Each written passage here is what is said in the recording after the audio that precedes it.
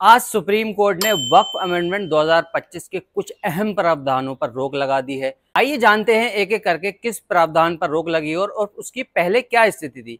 मुस्लिम होने की शर्त पर स्टे। पहले एक्ट में लिखा था कि किसी भी व्यक्ति को वक्फ बोर्ड का सदस्य या संबंधित पद पर आने के लिए कम से कम 5 साल से इस्लाम धर्म का पालन करने वाला होना जरूरी है।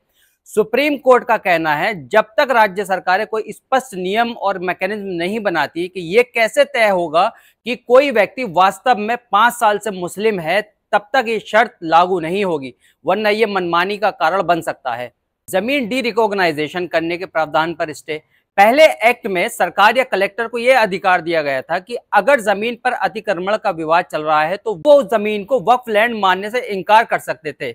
लेकिन अब सुप्रीम कोर्ट का कहना है कि यह कलेक्टर का काम नहीं है। जब तक ट्रिब्यूनल या कोर्ट ये तय नहीं कर देता कि जमीन किसकी है, तब तक जमीन की स्थिति वही रहेगी और कोई तीसरे पक्ष को हक नहीं मिलेगा। तीसरा, नॉन मुस्लिम मेंबर्स की संख्या पर सुप्रीम कोर्ट का ऑर्डर। पहले एक्ट में नॉन मुस्लिम मेंबर्स की संख्या पर कोई साफ सीमा नहीं थी। सुप्रीम कोर्ट का अब कहना है सेंट्रल वक्फ काउंसिल में अधिकतम 4 नॉन मुस्लिम और स्टेट वक्फ बोर्ड में अधिकतम 3 नॉन मुस्लिम मेंबर ही हो सकते हैं। वक्फ के सीईओ पर रोक नहीं लगी है। पहले एक्ट में गैर मुस्लिम व्यक्ति को भी वक्फ बोर्ड का सीईओ बनाने की अनुमति थी। अब सुप्रीम कोर्ट का कहना है कि इस प्रावधान पर रोक नहीं है, लेकिन जहां तक पॉसिबल हो मुस्लिम को ही उसका सीईओ अपॉइंट किया जाए।